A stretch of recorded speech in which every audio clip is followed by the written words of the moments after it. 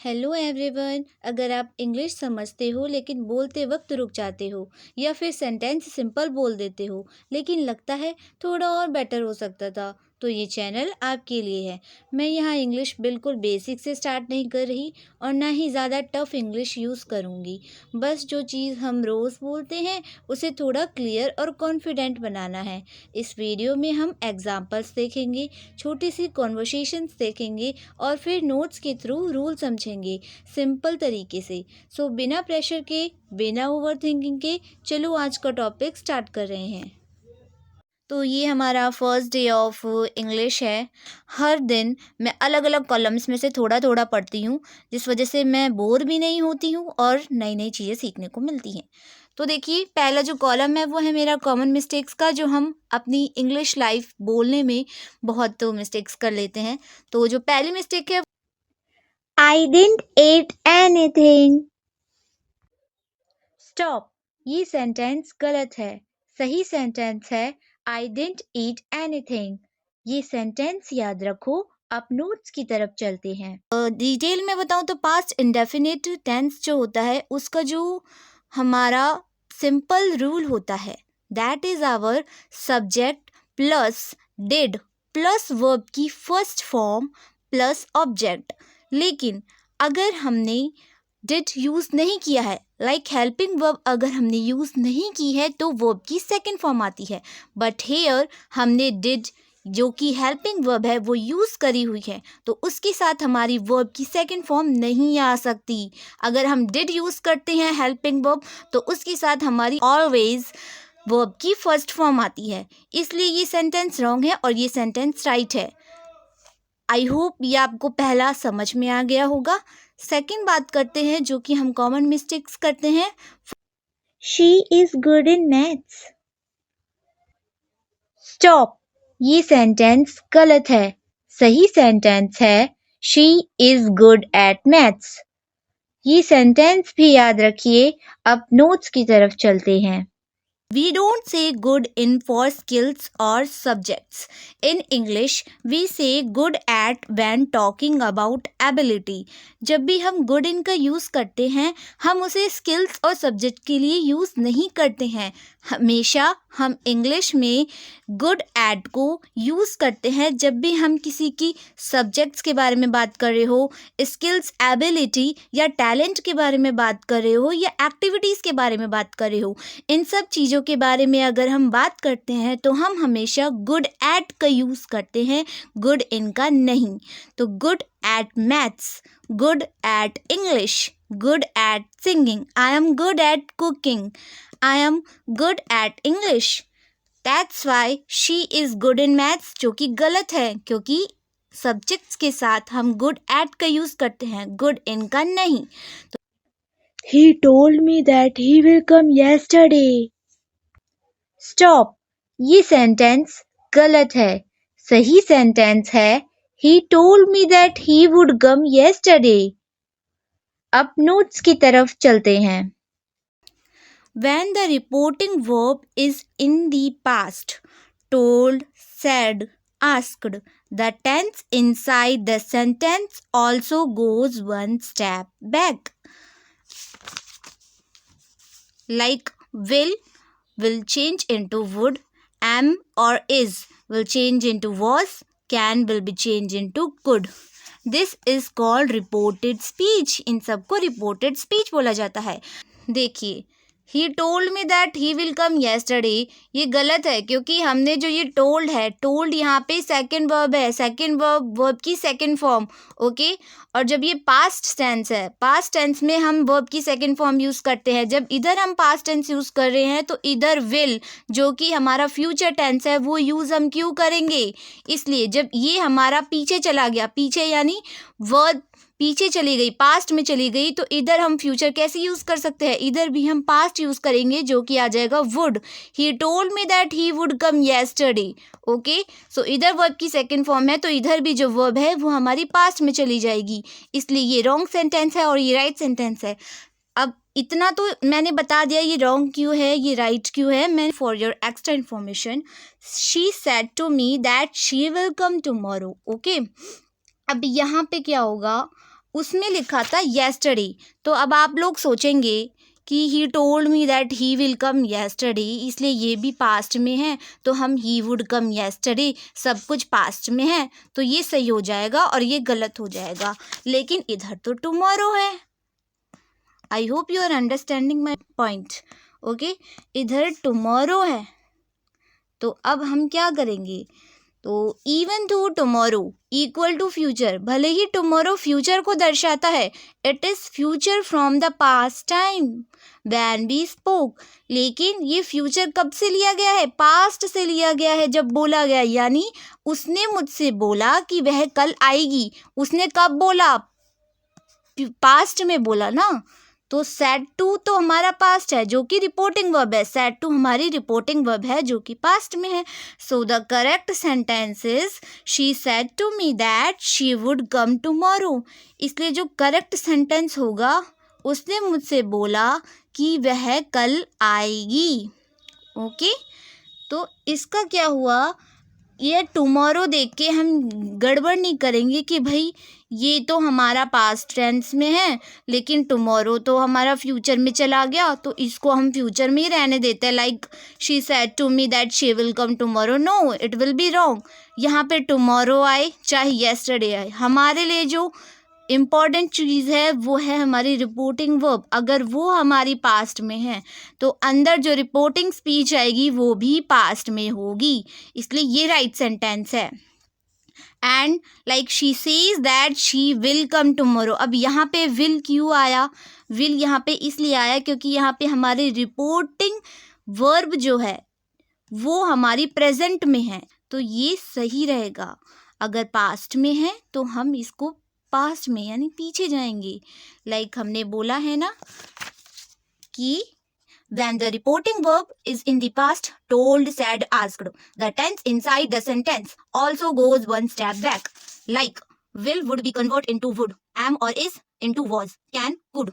इसीलिए जब हमारी said to था वो पास्ट में था, said to के साथ हमारा would आया, says के साथ हमारा will आएगा।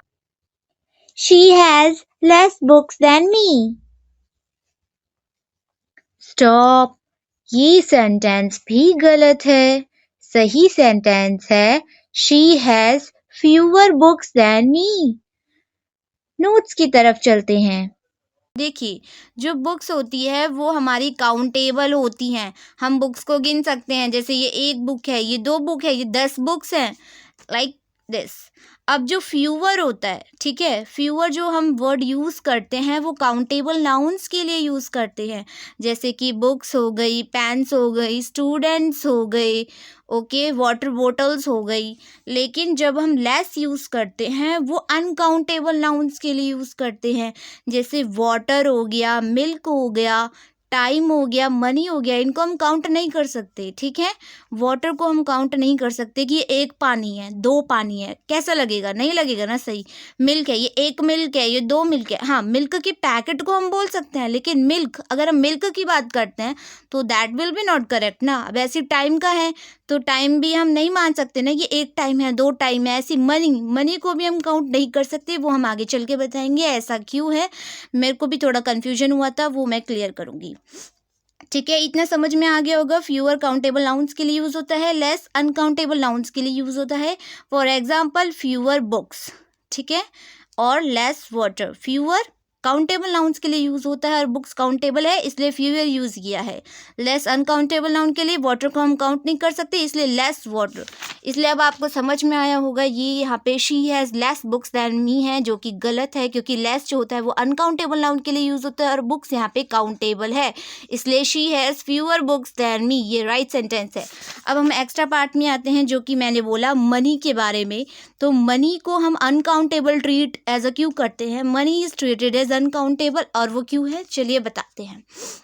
तो देखिए फैक्ट 1 जो है हमारा वो इस पे फोकस करिए। यू नेवर से 1 मनी 2 मनी, हम ये बोलते हैं 1 पैसे, 1 rupees, 1 dollar, like this we can say 1 money 2 money. Fact 2 जो है वो है in English rupees, coins, notes, जो कि काउंटेबल होती हैं, ठीक है। इन इंग्लिश में हम इनको बोलते हैं, जो मैंने बोला कि 1 रुपये, 1 पैसे, एक कॉइन, एक नोट, 1 नोट, 10 नोट्स, ठीक है, ये काउंटेबल होती हैं। मनी काउंटेबल नहीं होता है, ये काउंटेबल होती है। अब you can say 1 rupee, 2 rupees, ये बोल सकते हैं। ये मैंने ऊपर में ही कवर कर दिया था, लेकिन मैंने कन्फ्यूजन ना हो इसलिए दोनों को अलग कर दिया। So you use fewer. Fewer जो होता है वो काउंटेबल के लिए यूज़ होता है, इसलिए हमने इसके साथ हम फ्यूअर यूज़ करेंगे, रुपीज़ के साथ, ठीक है, पैसे के साथ, कॉइन्स के साथ। अब जैसे मनी है, मनी अनकाउंटेबल हो गया, इसलिए इसके साथ लेस यूज़ करेंगे, आई हैव लेस मनी, ठीक है। रुपीज़, कॉइन्स, ये काउंटेबल है, इसलिए हम इसके साथ काउंटेबल लाइक फ्यूअर यूज़ करेंगे, I have fewer rupees, I have fewer coins. अगर आपको फिर भी कन्फ्यूज़न है, माइंड में नहीं आया समझ में, तो एक बात याद रख लो। अब जो मनी है वो बिगर टर्म है, ठीक है। मनी यानी एक बहुत बड़ी चीज़ है।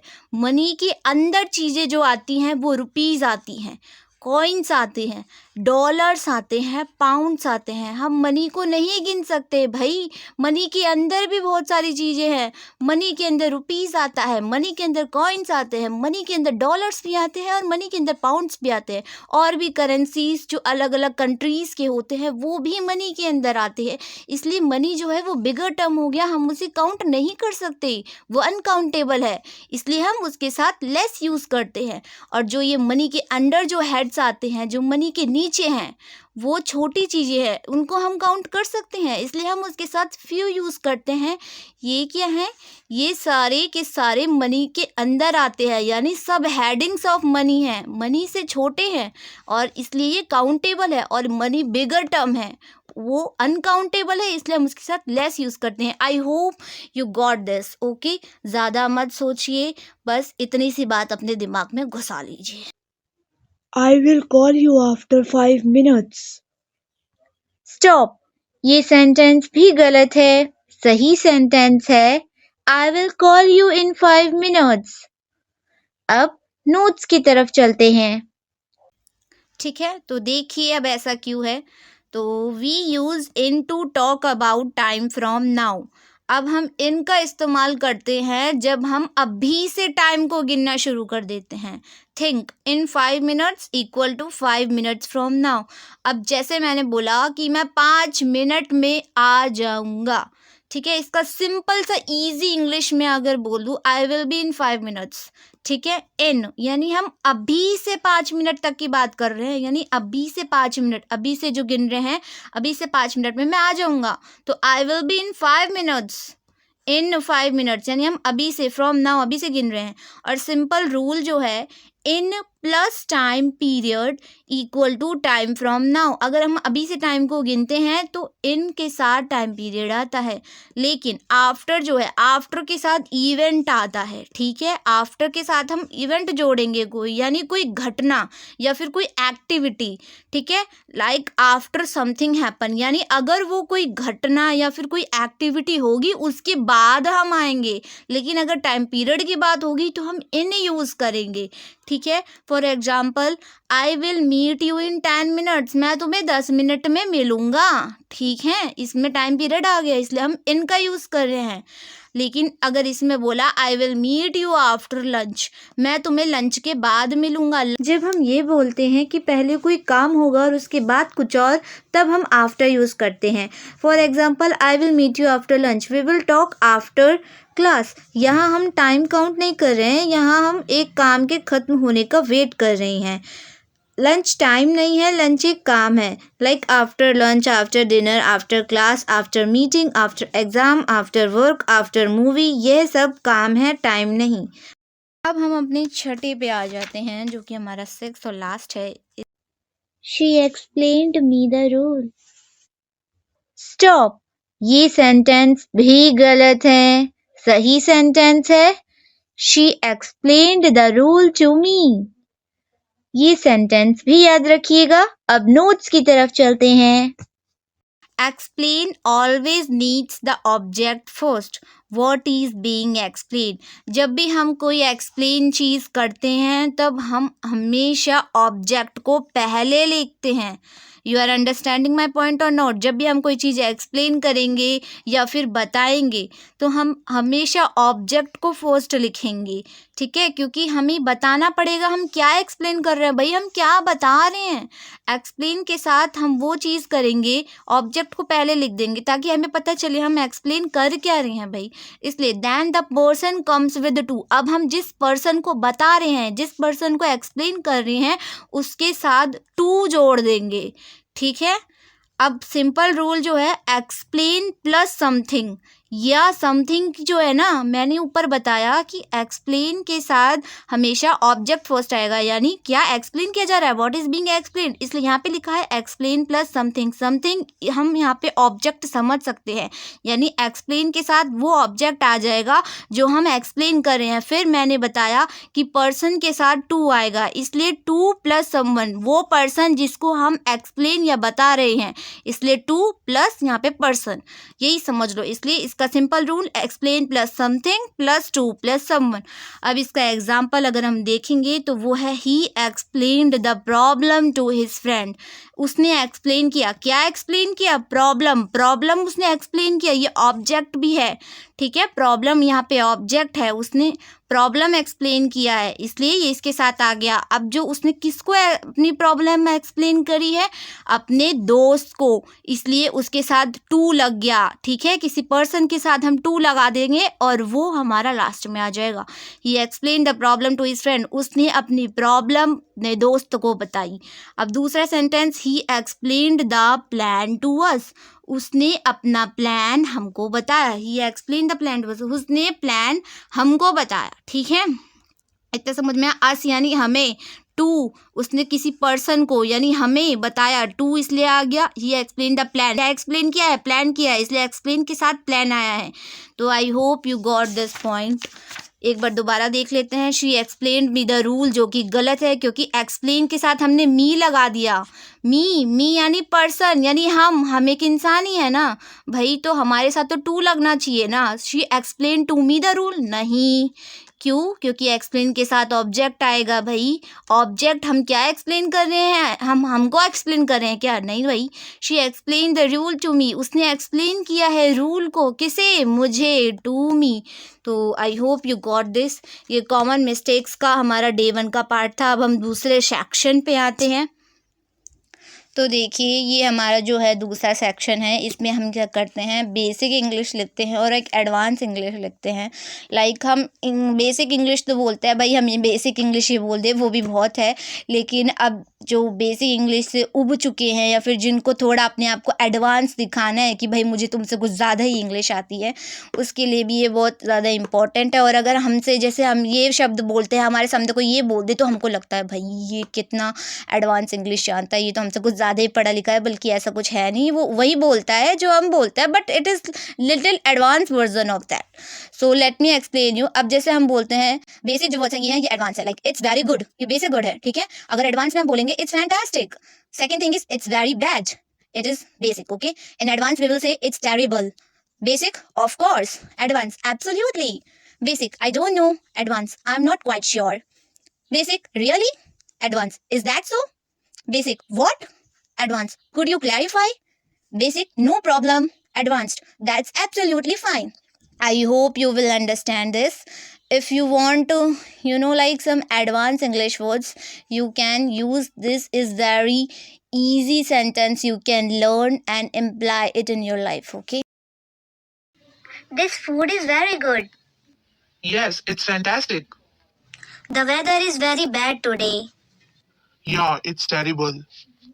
Can you help me for a minute? Absolutely. Do you know the answer?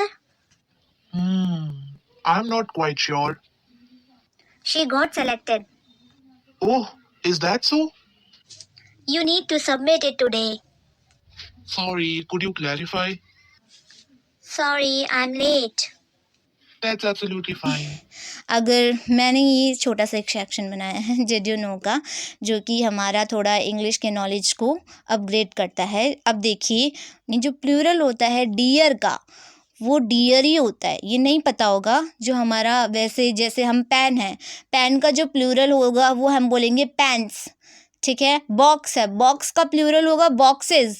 लेकिन अगर हम डियर है यानी हिरन, हिरन को अगर हम प्लूरल शब्द में इंग्लिश में बोलेंगे तो वो डियर ही होगा। इसमें एस ई एस नहीं लगता, प्लूरल में हम एस ई एस जोड़ देते हैं, लेकिन डियर में डियर ही रहेगा plural. You never say deers, ठीक है।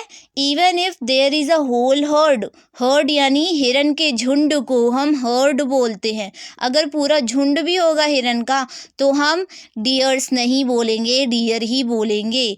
For example we spotted 6 deer crossing the road. अब अगर हमें बताना है कि 6 हिरन थी तो हम 6 डियर्स नहीं बोलेंगे, डियर ही बोलेंगे। 6 deer, we spotted 6 deer crossing the road.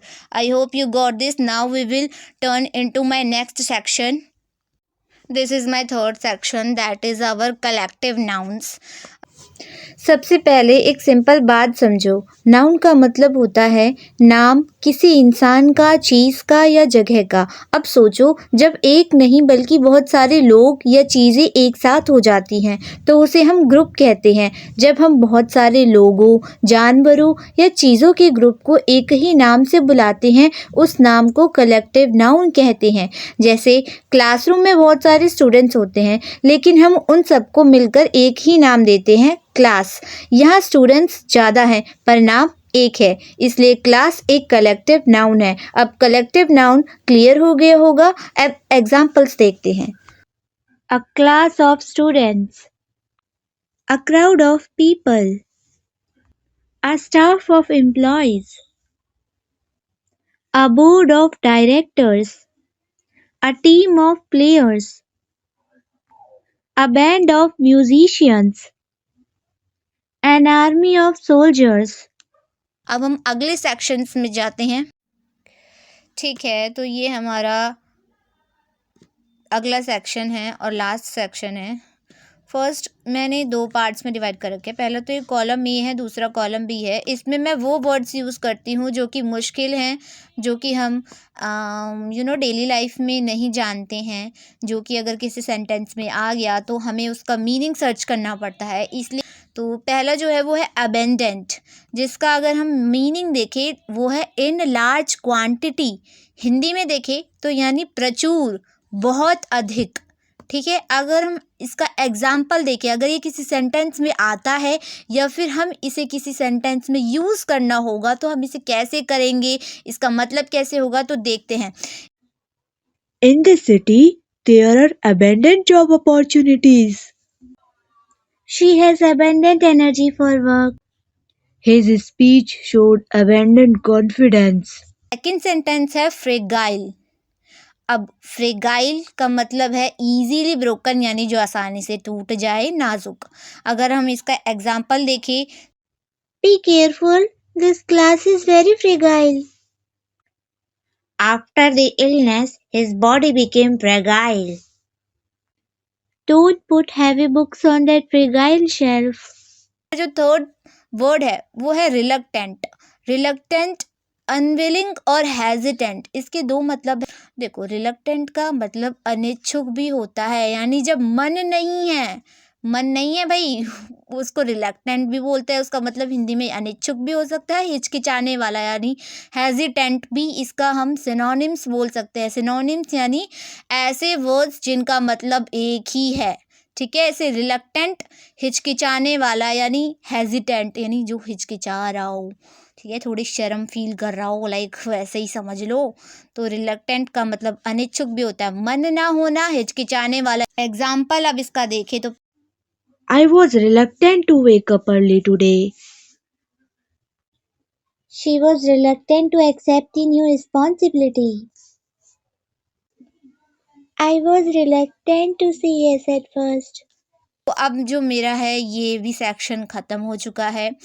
आज का टॉपिक यही ख़त्म करते हैं, नेक्स्ट वीडियो में मिलते हैं।